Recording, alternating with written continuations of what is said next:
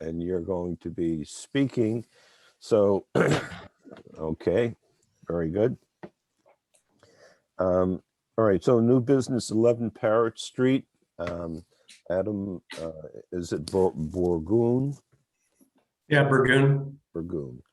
Okay, can you tell us a little bit about what you would like to do? Yeah, so we're doing a kitchen renovation. And it's basically replacing I think it's a late 80s renovation. And as part of it, we want to run a counter that goes across two windows that are exterior windows. And we'd like to shorten those two windows. And there's also a pantry area that we'd like to convert to a mudroom and create another ingress-egress point. Right now, we really only use the front of the house, which isn't that practical. So it would be a big benefit to have a door where the pantry is right now. Okay, do you have your documents there, and can you walk us through? Sure. Can you enable sharing? Oh, yeah, sorry, I thought I had. No worries.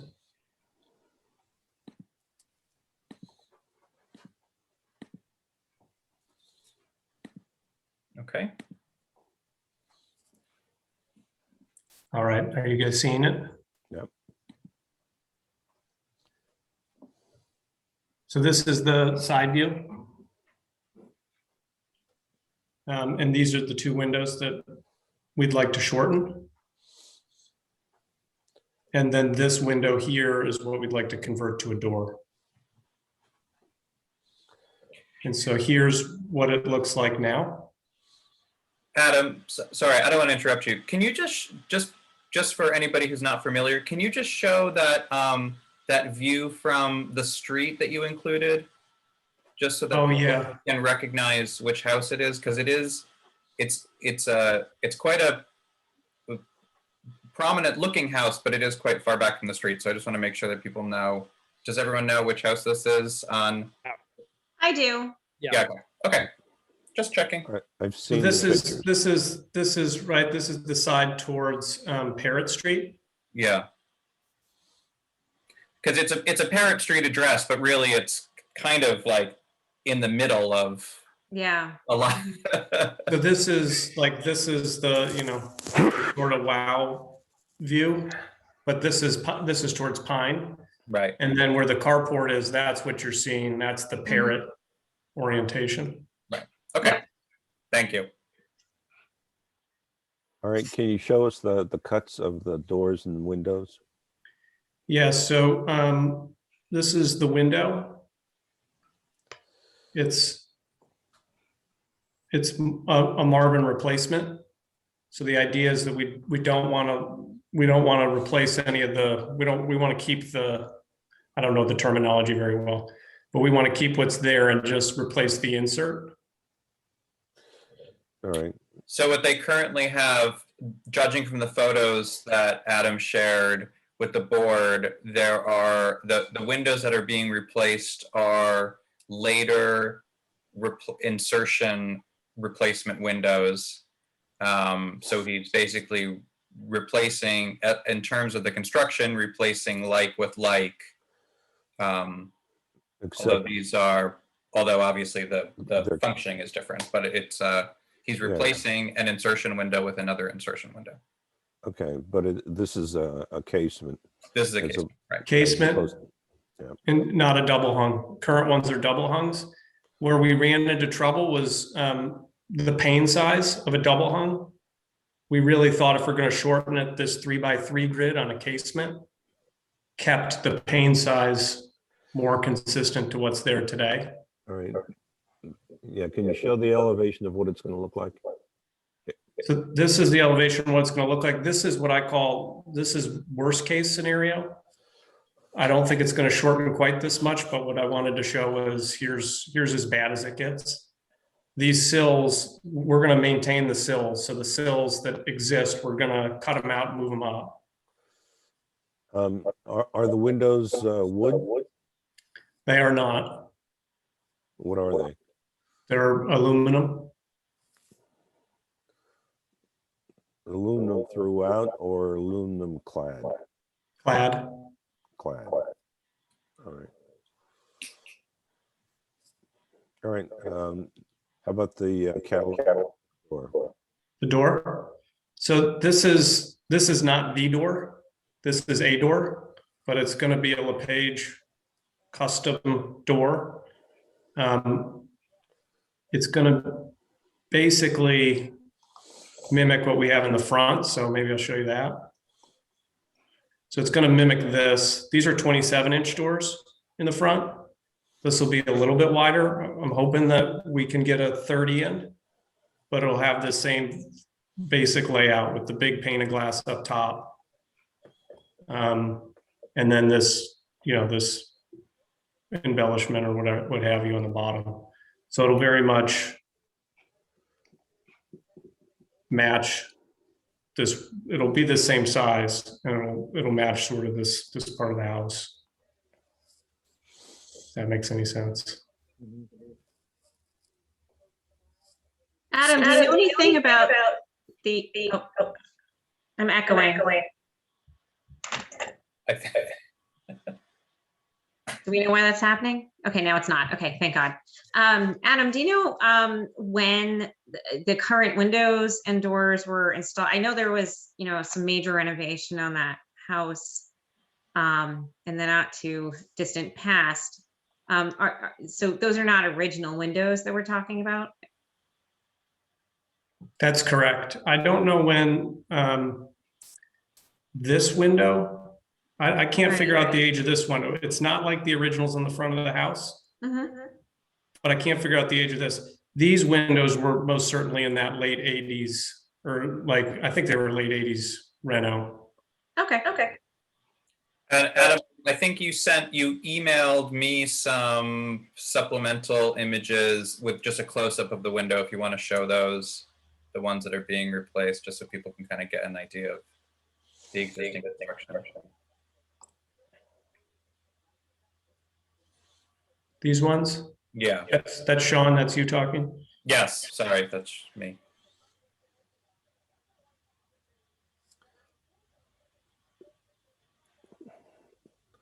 Okay, is this the proposed window? No, that's This is the existing. That's the existing, right? And you don't get a good feel for it because you see these are paned, but then we have the big solid glasses on the front of the house, and there's sort of a mix here because I think there's an argument like grids or no grids. The back of the house makes that this is connected to makes me not want to transition and try to do no grids.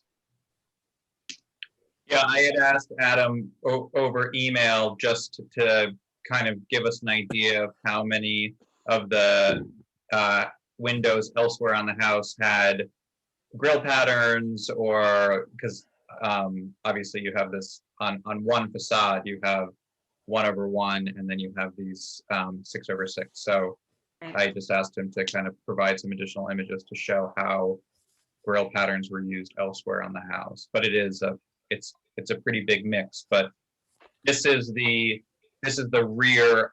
This is sort of directly around the corner from the facade that we're looking at, right? Yeah, this faces Main. Right.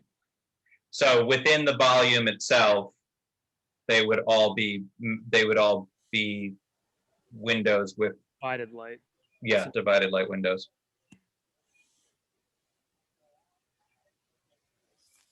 Okay. Sorry, Todd.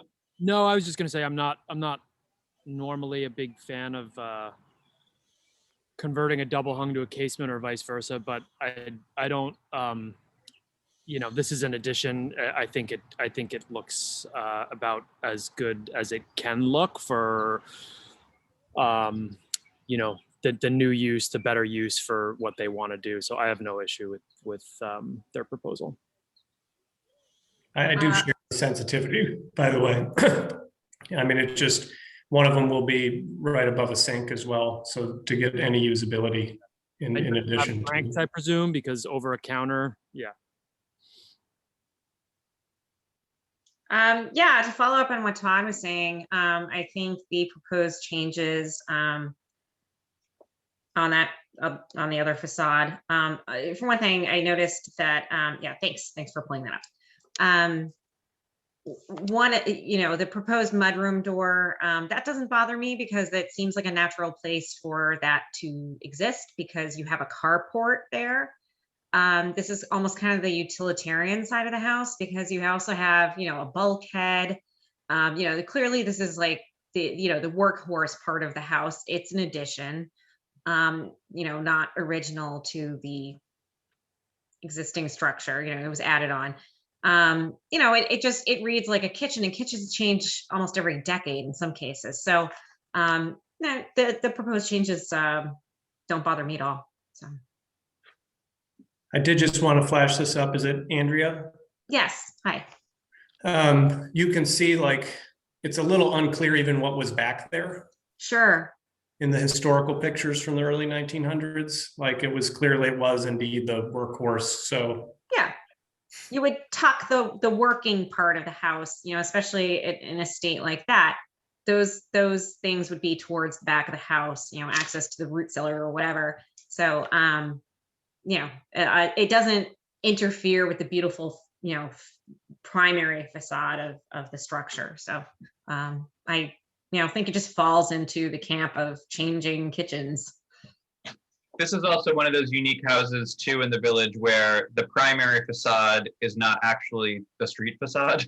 Yeah. So even though it is, this is the facade that faces the street, it's by no means the most important view of the house. And I think being set so far back from the street as well, from the public right of way, it's these changes will be they certainly won't detract from the overall interpretation of the structure. Adam, can you just talk a little bit about the plans for the stoop and the railing? I know you said you wanted to, the structure will match the front porch, and then you just gave an example of an iron railing you want to replicate. yeah, and I'm super open to feedback. And I need and also like resources, because I don't have, this is not something in the resource bank right now, so I need to actually put some thought into it. But this is what when I searched around, this is what I found that I liked. We do have, let me see if I can find it here. We do have a fence that was, can you see that? Mhm. Okay. This is what's there. This is what got put around a pool as part of a part of that same renovation. This is not like when you look at the Haldane house or 30 Paulding, that is like, this does not feel like that. But it's a replica. I personally am just drawn to doing something a little simpler here and not having that sort of fence dictate. All right, but this isn't part of this application, am I correct? Well, it is part of the application because if we go back to the image, you can see that by putting in the new door, they're going to be required to add this stoop. Add the stoop in order to get into the house, okay. Right. I think, Adam, just to follow up on your statement, simple is always appreciated. It's not out of character to have a very simple wrought iron railing, as more like the that Italianate house image that you have compared to your fence. Just a very simple way of providing that handrail. All right, and I'm sorry, go ahead. No, I was just going to say we can't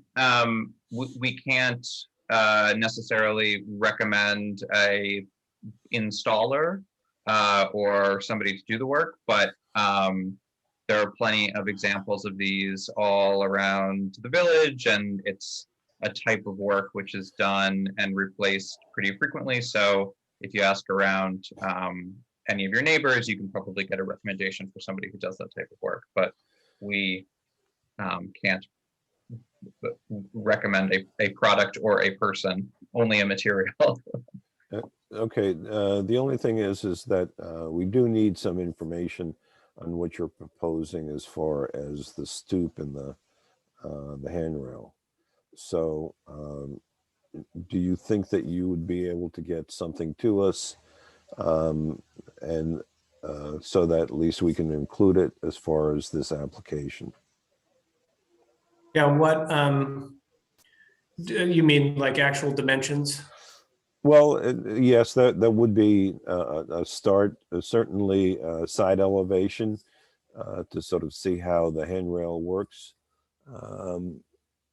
Because from the image I see right now, it doesn't show the handrails coming down the steps, which it probably would. Just so that we have some idea of what it is, what it's going to look like. Yeah, I can do that.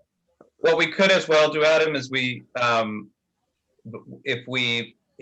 the application as submitted is approved, whomever is going to actually do the work for you, if they create a drawing, you can come back and we can, take a look at that and use that as rather than you create a drawing and then try to find somebody to make it. If it's something that they're able to provide, we could just add that as a modification to an approved application. Right. Yeah.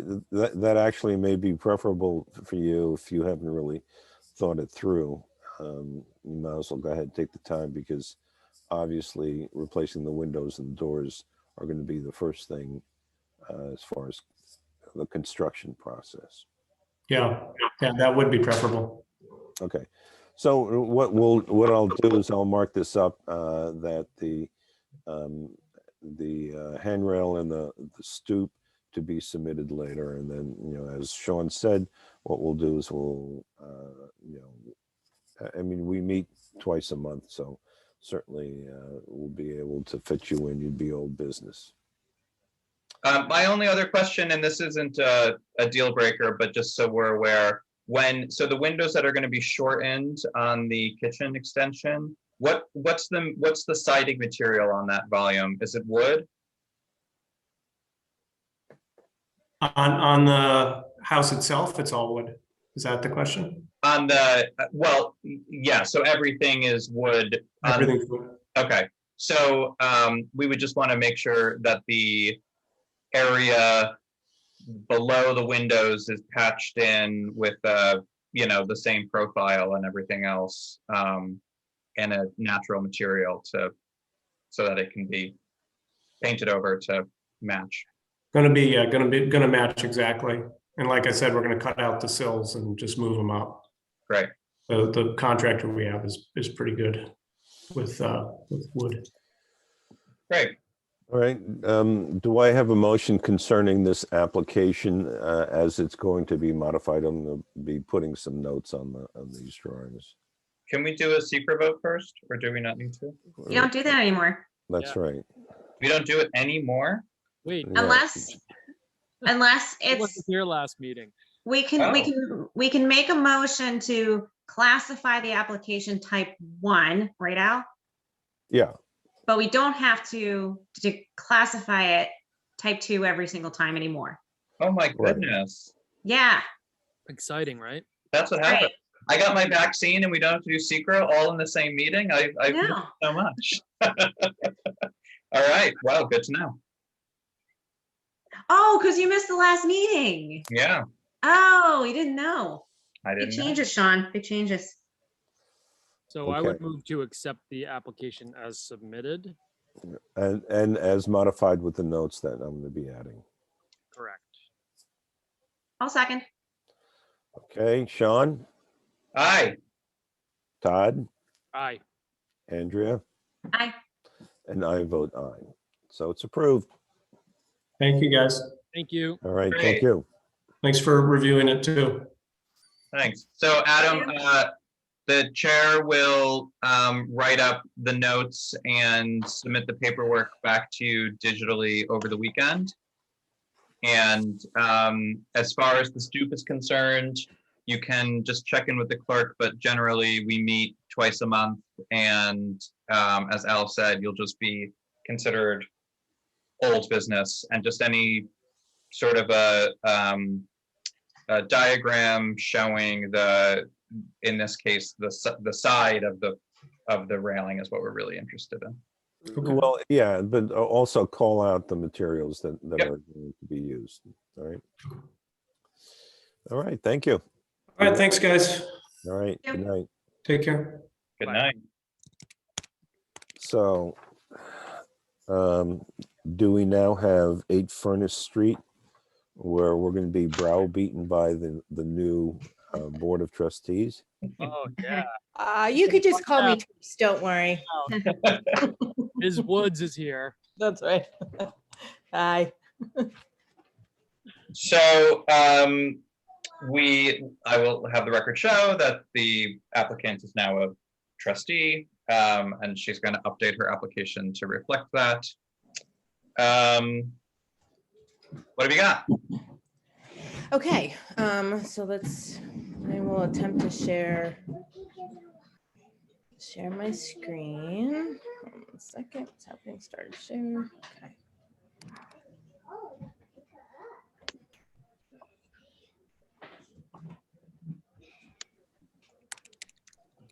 Oh, that didn't work, did it?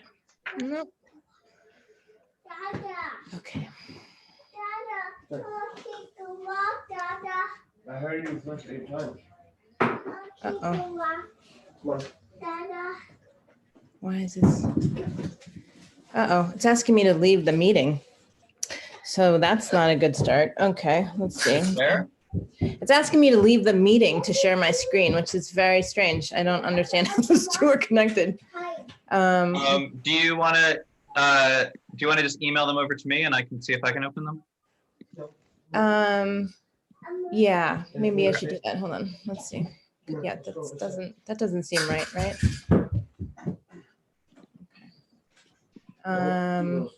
Yes, okay, let me share with you now. I heard you, babe.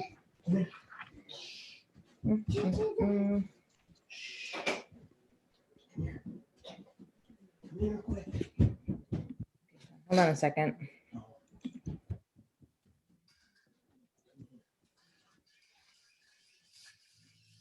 Actually, you know what? I can also just share our Google Drive with you if you want to just drop them in there. Okay. Or maybe a little bit more, especially if they're big. Shouldn't be too bad. Let's see here. I mean, okay.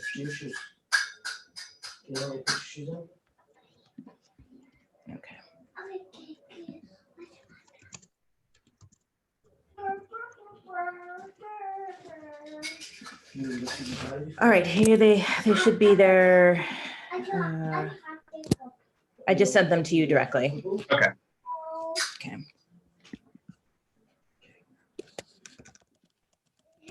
So basically, what we did was look at some examples of what we thought could potentially work, what you might think was a better, I guess, proposed redesign of the fence, and also included the color that we're interested in potentially painting the fence. I think it really will, as far as the color goes, and you'll see a darker color, I think will really blend in much better, because now as it's growing in, even just in the past couple weeks since we've met, I mean, it's the garden is back, so it's almost like, it has a very different feel than it did in the winter, when it's obviously there's not much going on, and the fence maybe sticks out a little bit more, particularly because the wood was newer. So Shauna, did you get? Yep, I'm just downloading them. Okay, cool. Sorry about that. I don't know That's all right. what's going on with my Zoom privacy. I just had an intrusion myself. Oh, well, yeah, there's that too. It's crazy. I didn't even hear that. Yes, she has thimbles and she's now going on her scooter. So, yeah, she'll be out of my fingers for a bit. We think that. Okay. You want me quiet? He's quite done. Shh. Okay. It's gonna be downhill. Okay. Be careful. Take her jacket. I don't need jacket. Yes, you do. No. Okay, Okay. so let me do them in the order that you sent them. I don't need it. I don't need my jacket. Can everyone see this image? Jacket. Yeah. Okay. So this is Why? looks like an example of a Of the darker stained enclosure. exactly. And also potentially, of another design option, adding another rail, something that we were really thinking about as far as like the, I guess what would be the back or where we sit and face the mountain. We really want to make sure that there's still space between the posts, because when you sit, you're lower, obviously. And so, you don't want to be staring at a railing. You want to be able to see the actual mountain and, the money shot. So we thought maybe this would be kind of a good alternative, and particularly if it is in a darker color, then it kind of like wraps around and it sort of completes the look, and it doesn't seem as rustic or unfinished or, garden fancy. Okay, I'm gonna open up also just to remind everybody what we're looking at, the existing images too. So let me Sure. share The those. side the side that you're talking about facing the mountain though is not visible from. There is technically, I didn't think so, but there is part of it that, It's really the back that you can see from Chestnut. yes, The one side. that's right. Main That's right. Yeah. You're right. That is the back. You're correct. Oh, I thought you were talking. Okay, I guess You're talking, you're So- talking the about side that's closest to your house, right? Not Correct. the back side that kind of faces St. Mary's Church. Right. So the way the picture that you have up now would be facing up the hill toward the church and Eliza's house. So that back would be the full 4 posts all the way around. And then this front where the fence is, we would either keep it all going around with 4, or ideally, if we could keep it open like this, then when you're sitting in the chairs, because it is lower, you won't have obstructed views. Mhm. So it'd be like the 3 sides, basically. Well, I think that let me just go, you know what, hold on. I'm gonna stop this and put them all into one folder so we can flip through them interchangeably. So it sounds like what you're proposing is is keeping the sort of main structure in terms of all of the posts in place, and keeping the proportion of the height of the fence, and basically instead of it being 3 rails, it's going to now be 4 rails, and then doing a bit of mitigation with the color. Mhm. But the question is whether whether you can have 4 rails on 1 or 2 sides and 3 rails on 1 or 2 sides. Is that right? So basically we just, yeah, I guess that's the essence of it now that you put it that way. Ideally, the front side would stay 3, and then the 3 sides, and particularly obviously the back side that is the most visible would be the 4 rails. Obviously would all be painted. Hmm.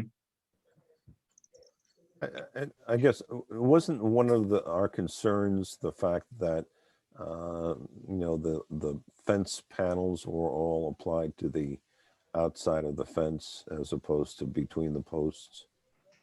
Well, they Yes. are actually applied between the posts. Well, in your In this- examples, it doesn't look that way.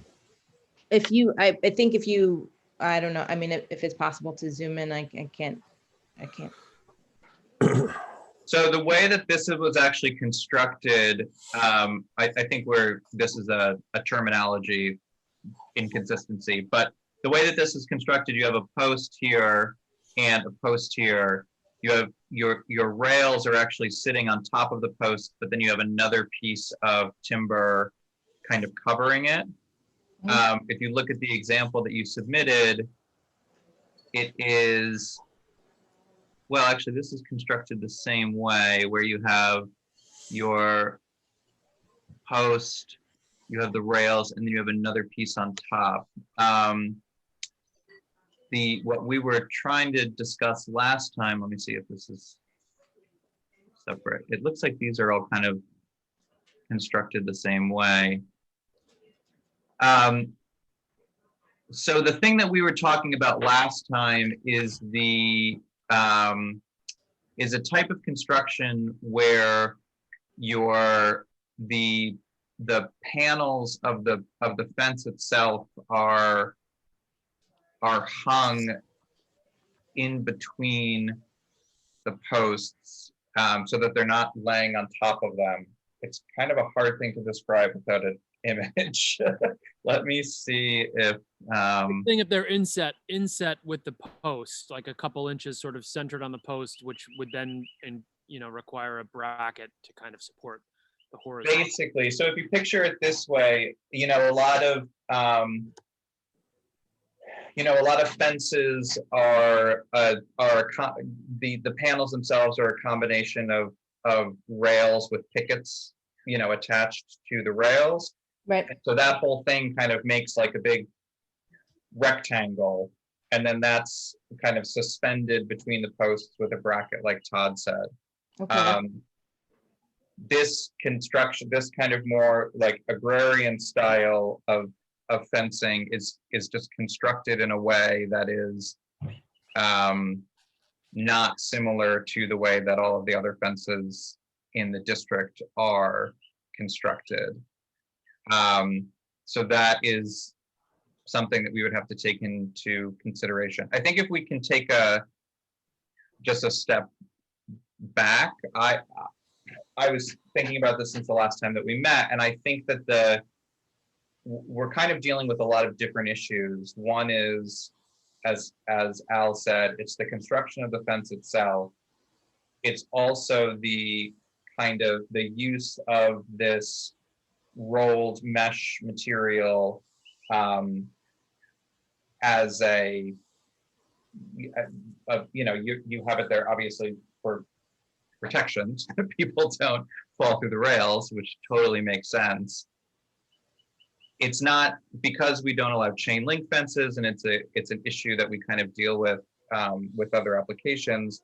I think if the wooden structure of the fence can be brought up to be more compliant with the standards for the district, the application of the mesh could be,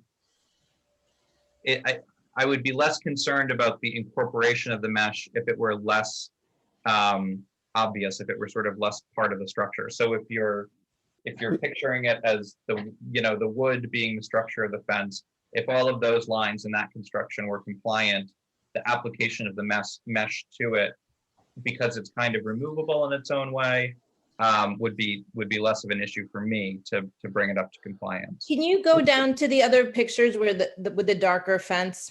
Yeah. So here's an example. So even on this fence too, you can see that the mesh is applied to the inside of the fence, Mhm. and so that the outside is more of what you're really seeing is the structure itself. Mhm.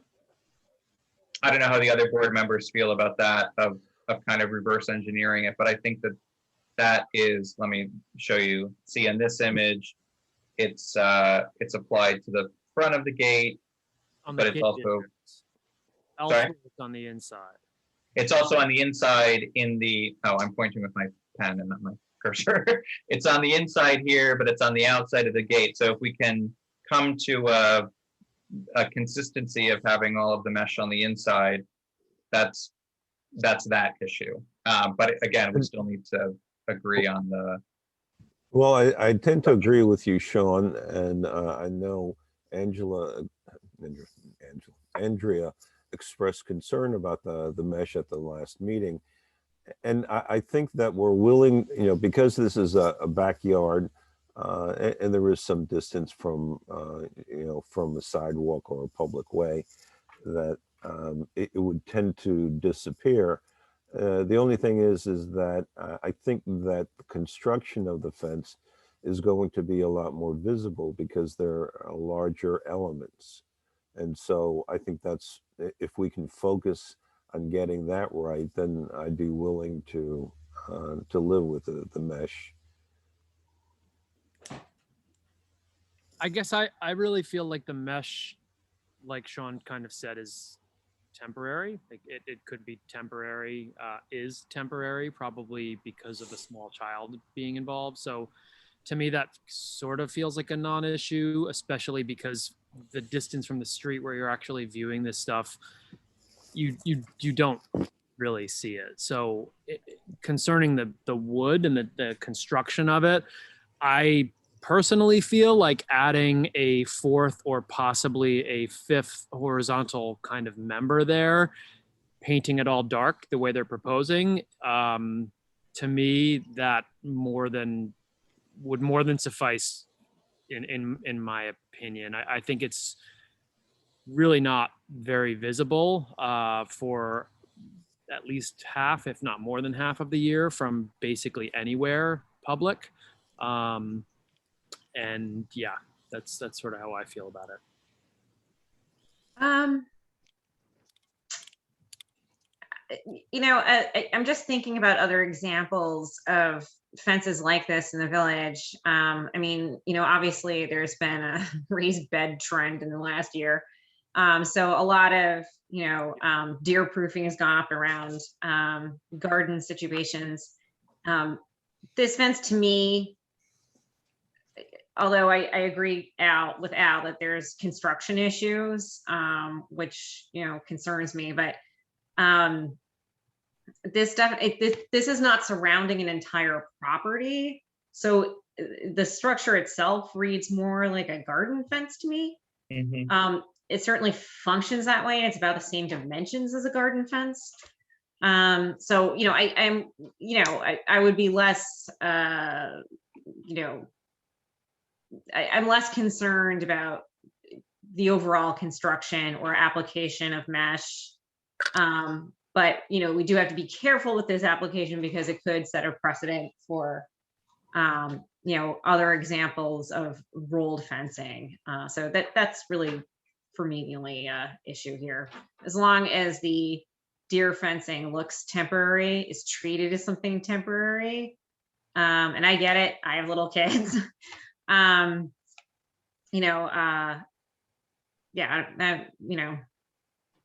don't know how other members of the board feel about the post to horizontal member relationship is, but I'd like to hear more.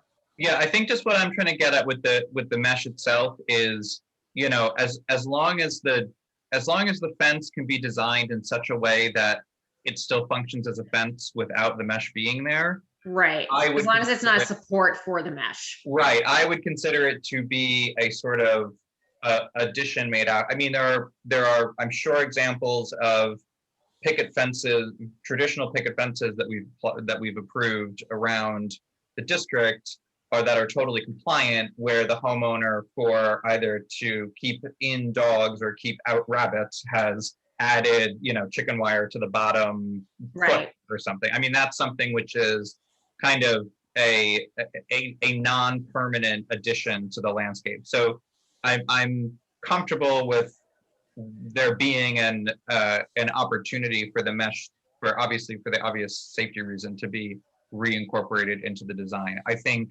that the addition of a fourth rail is definitely something which brings the fence more into a type of fence that we've approved elsewhere, most recently at 13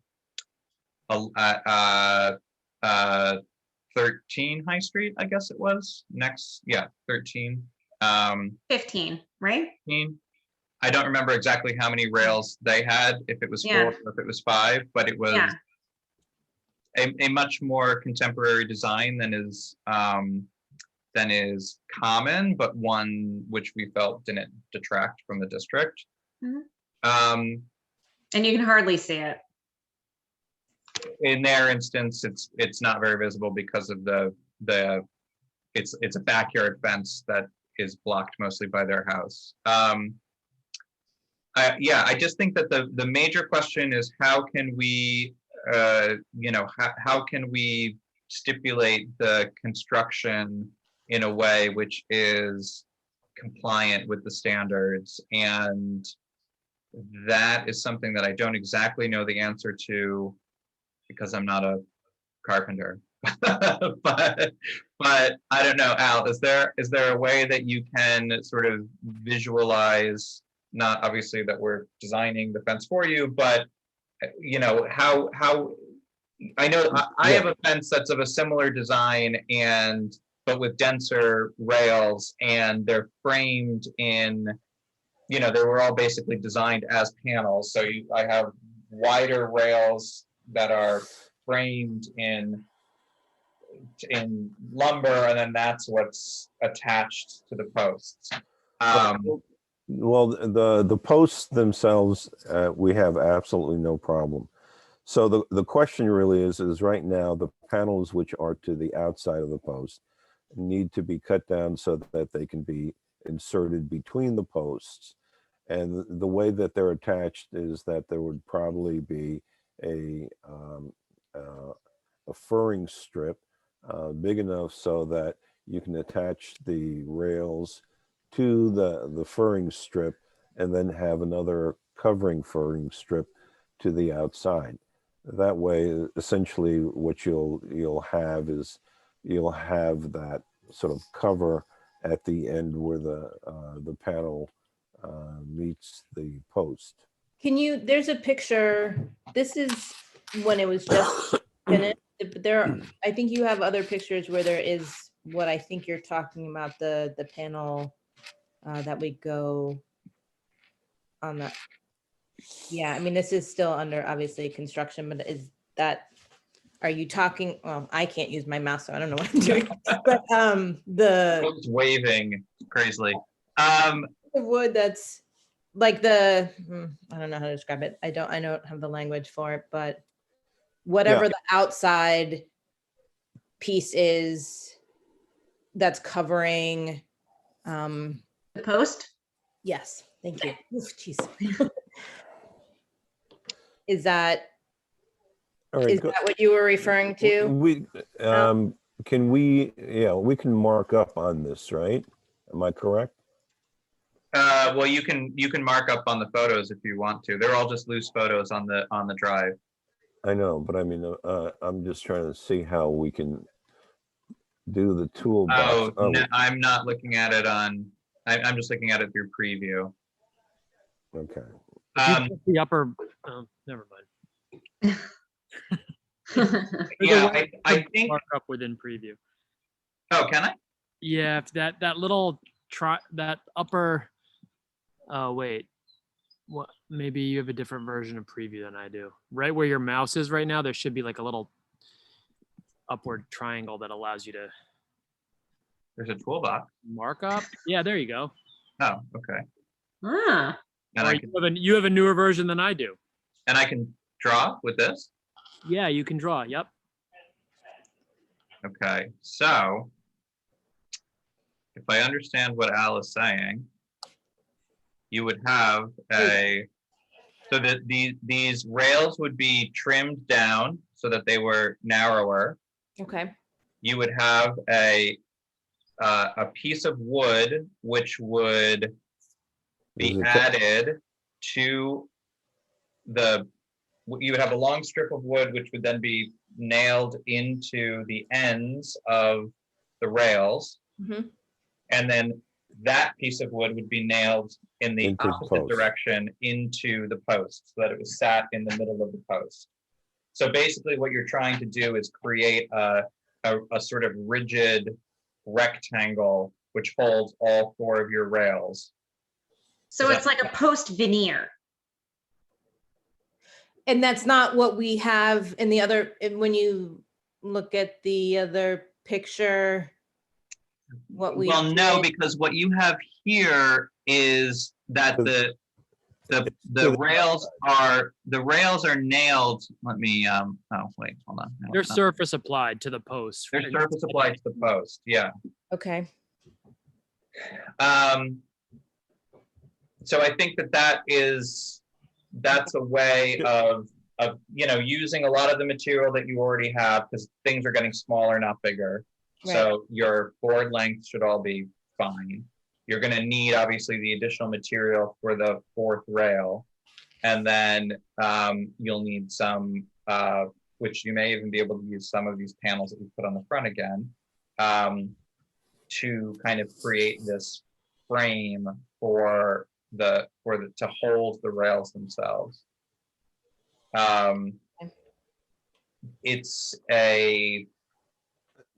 I think that it's a solution to, kind of work through the issues here. And as far as the painting, we don't normally allow color. We don't pay any attention to color, much to the chagrin of some of our board members. But in this case, we could consider that to be a sort of a condition of the approval, because if we feel like it'll mitigate the overall impact of the design. No, we won't. and vegetation No, is the- no, we won't. We won't consider it. It shouldn't come into play as far as the approval goes, because the code is very specific that it excludes color. But I think that if the construction is what we are talking about, I think that would come a long way to something which would in fact be acceptable. And conceptually right now you've got all of these 4x4 posts, and you have the board which is attached to the outside face, and I would assume it's probably either screwed in or nailed into the 4x4 post. What we're saying is that you're going to cut down the rails so that it can fit between the posts as opposed to the face, and you're going to put in nailing strips so that you can attach the board, the horizontal rails to the nailing strip, which is then attached to the post, so that you're creating this little sort of clamp at the post where the rails come in. Is that understandable? I think so. I wouldn't mind if somebody with a more design brain I can, wrote that down so that I could articulate it to the powers that be. I can sketch something for you, Tweeps. Okay. I'd appreciate that. Thank you. I do kind of want to reiterate that given the distance from the street, the distance from wherever the public could actually view this, I personally feel like adding the horizontal members that we're talking about would more than suffice, and doing all this additional work after it's already been constructed,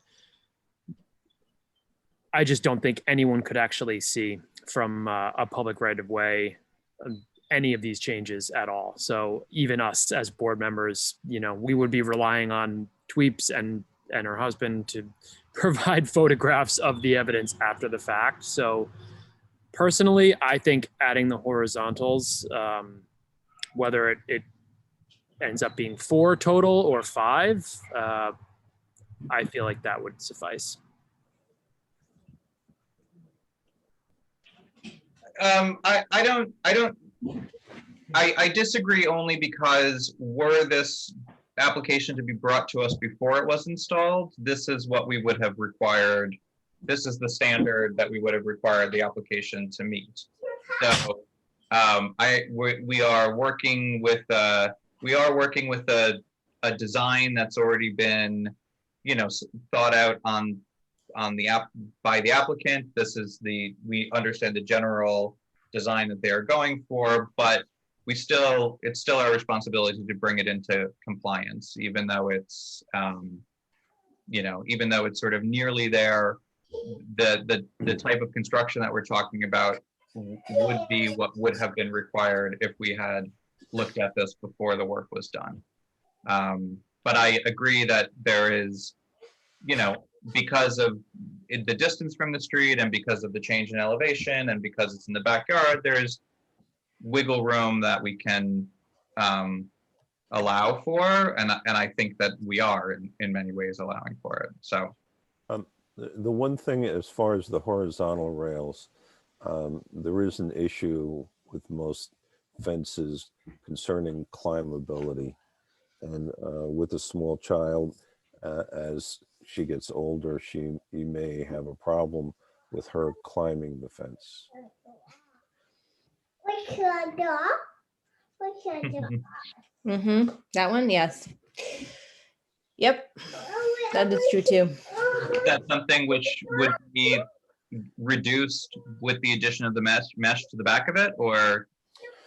No, I mean, the mesh should be on the inside so that it's harder for somebody to get their feet in, you know, on top of the rail.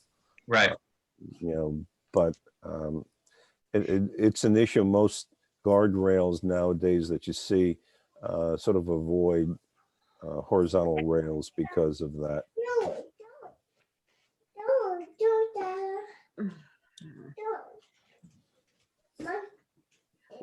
So why wouldn't the It might be behind. buildings inspector reject this just on grounds of some kind of, I mean, this is not our purview, but I mean, no, the climbability thing actually just, as a parent myself, has me like kind of freaked out. Well, the mesh is on the inside, so It's on the inside. yeah, Yeah, that's what I thought I saw. yeah. It's on the outside of the gate. It's on the It's inside. on the outside of the gate. Okay, that's why I right. was confused. Okay. I'm just, Al, I'm surprised, like, wouldn't the buildings inspector reject this fence? I don't know, when Not- whatever iteration of application it is. Not necessarily, because with a private residence, there is a lot more leeway that is granted, because basically this is not a place where you have public showing up and so on. So it's not like a pool fence. In other words, it's not treated the same way. right. Got it. Yeah, it's not a code issue. It's a kind of best practices issue, but that's the. I Well, think I sorry, think- Sean. Sorry. I think it is a code issue for public spaces. Right. Okay, But so not in this case.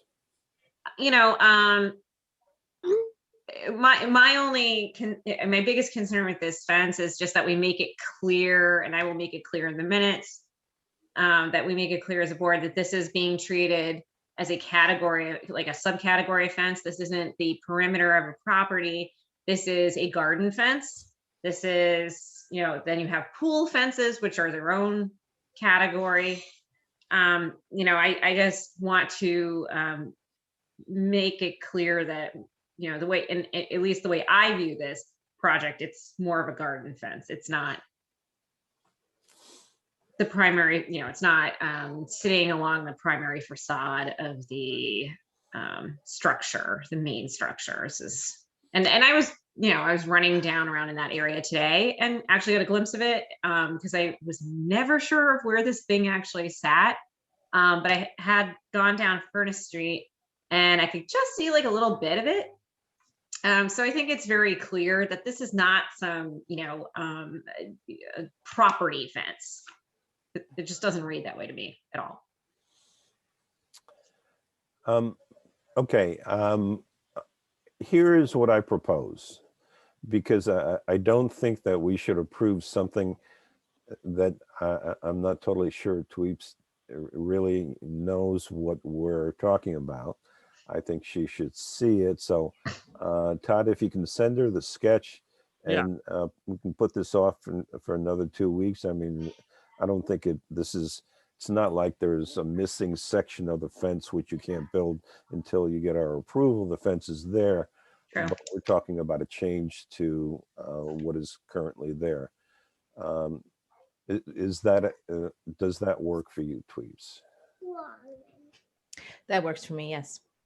All right, and I think that would be You very can- helpful to have a visual that Todd can As share. soon as you see it, it's going to make so much sense. You're gonna. Now the pressure's on me to interpret. No, Good. it's such a hard thing to verbalize, and it's like a really simple thing once you actually see it drawn. So I think that's So a great You're thing. talking about showing Tweeps like how the pickets rails fit interact with the into the post. I mean, can we have just a like, panel fits into the post.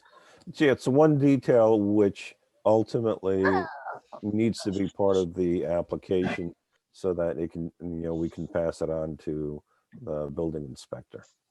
But ultimately, we don't want to put her on the spot and have her agree to something without knowing how it works and whether it's something that's actually achievable. So I think it's very generous of Todd to help yes, to help put it on paper, and then obviously Tweeps and can decide if that's a course of action that she's able to commit to. Okay, Oh, great. So I guess we will take a look in 2 weeks. in 2 That sounds weeks. good. Thank you. Okay, Thank you so much, guys. good Bye. night. Good night. night, Good good night. night, good time. Okay, Okay, so map update.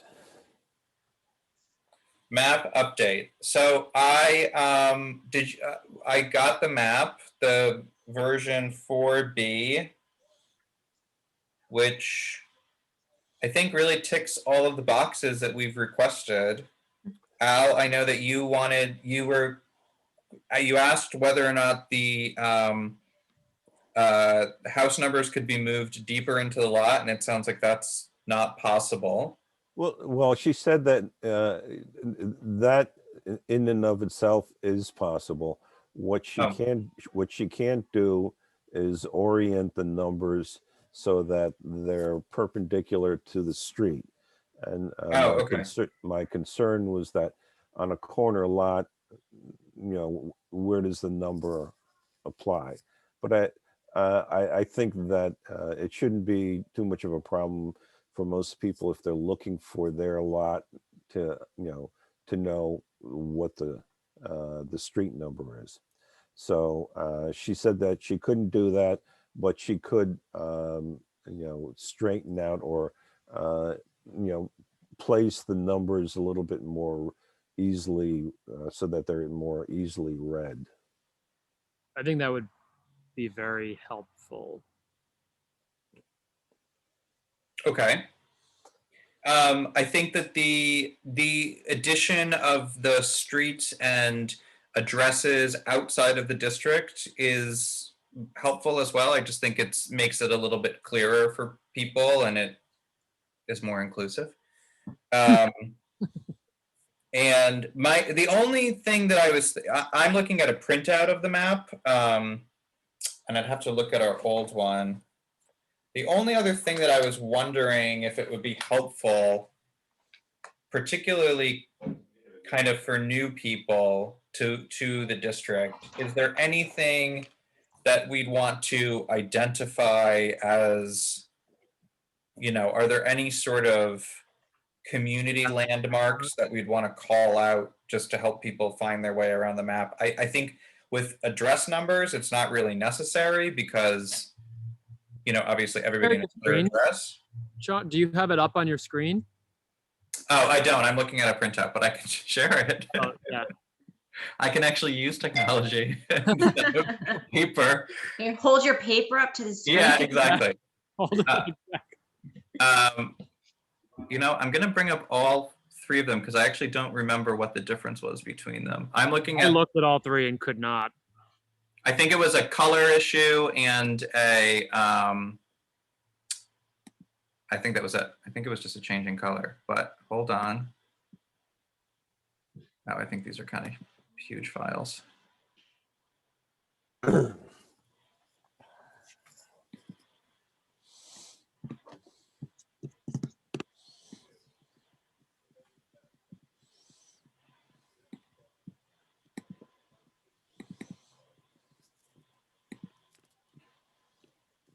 Oh, yeah, should be fine.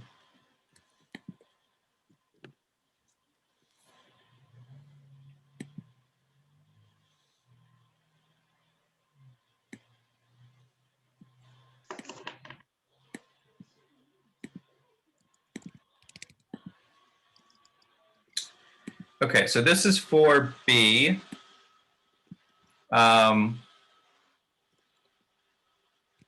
This is 4, and this is 4A, which all look pretty. Oh, so 4B was just the addition of the streets and numbers outside of the village. I mean, outside of the district, not including the condo complexes, which I think, as I said, I think that's helpful. And it just helps people kind of orient themselves a little bit more, especially because we do have some streets where the district ends in the middle of a block. And we also have some lots which don't have street addresses, but are legal lots. So I think that's just helpful to include.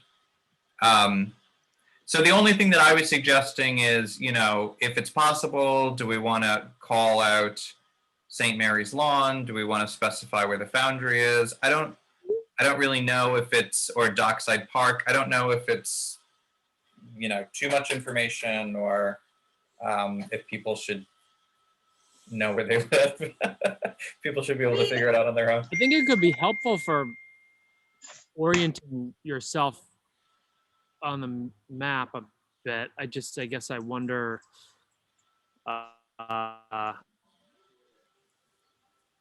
join the board, so I don't know who's paying for this or how many revisions are included in whatever that cost is. It seems like a lot of back and forth, but I do think some landmarks could be helpful.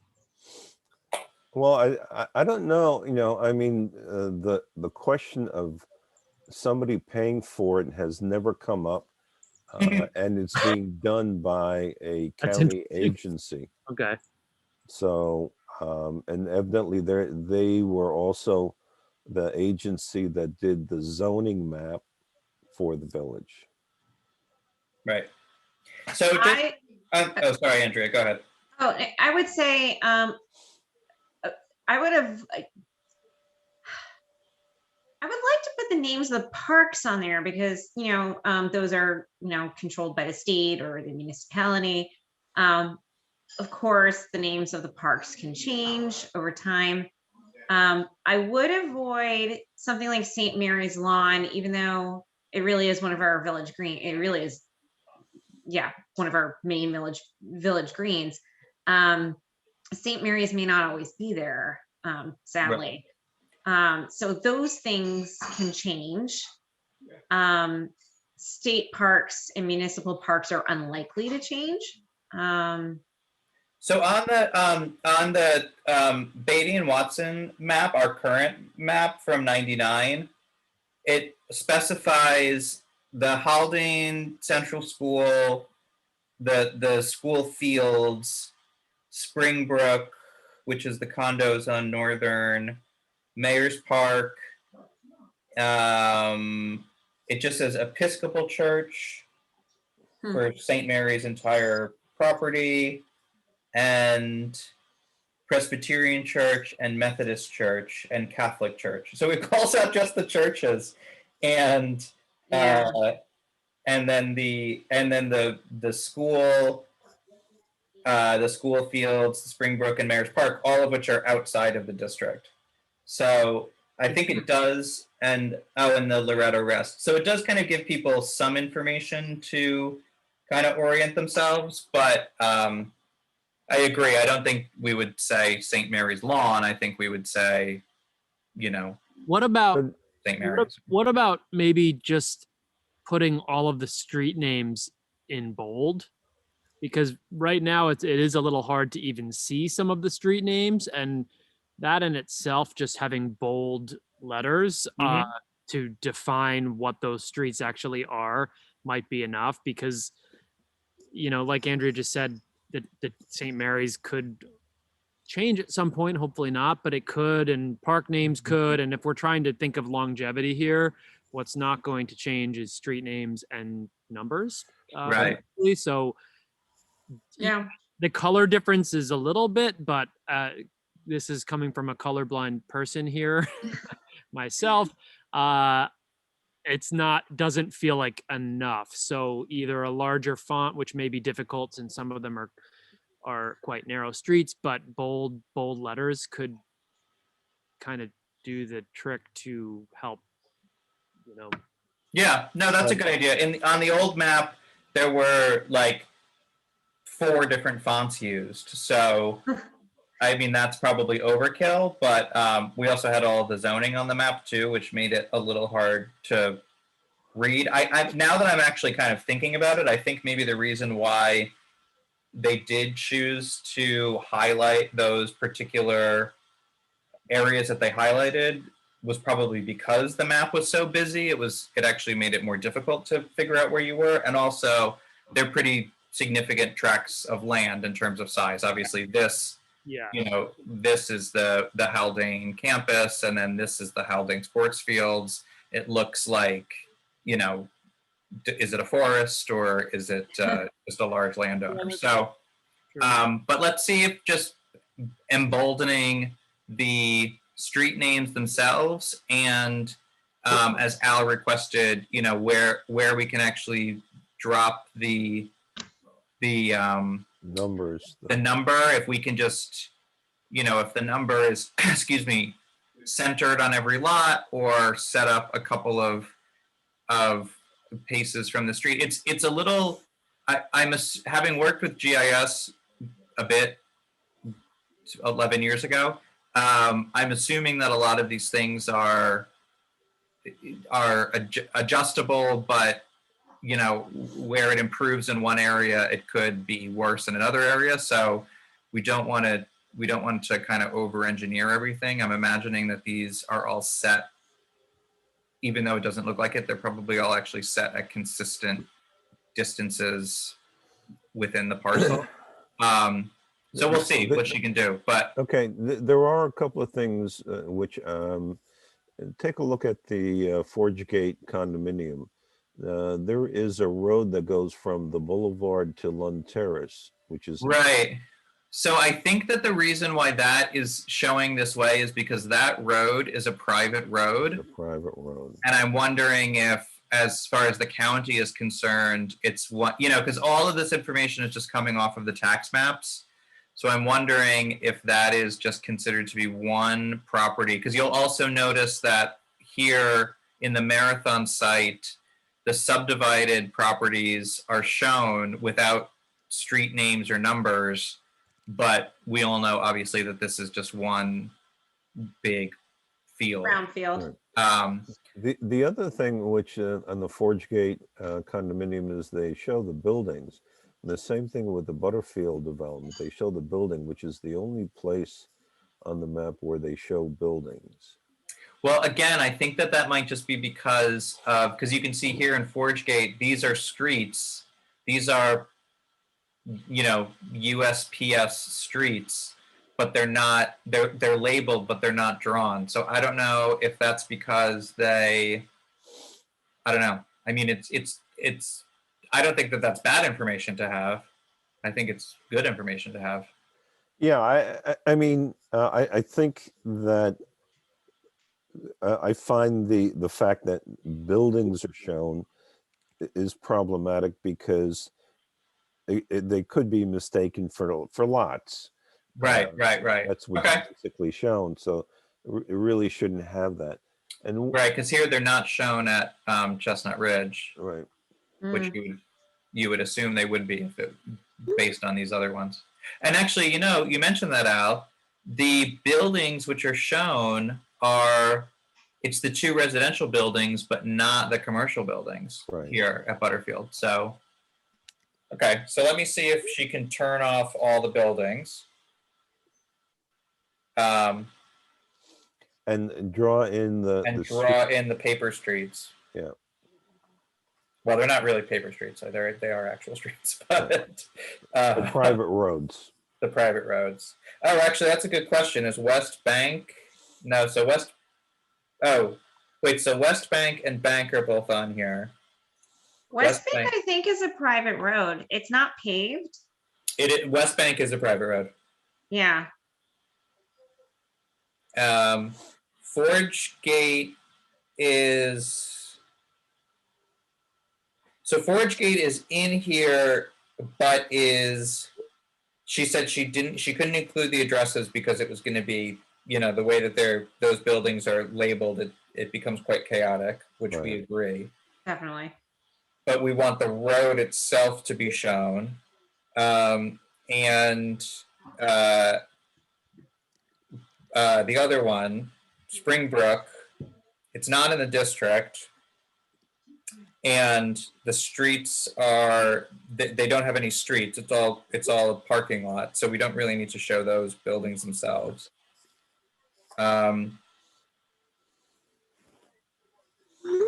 Okay.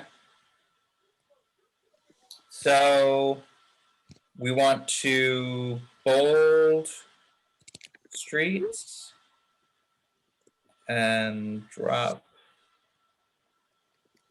buildings and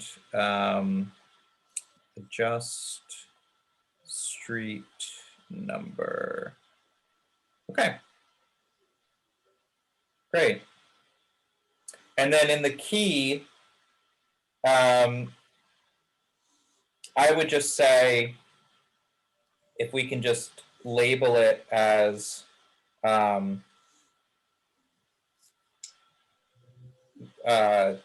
she says it says E911 address. I think if we can just call it like address or address number, it's just a little bit clearer for people using it. Are there any other missing streets?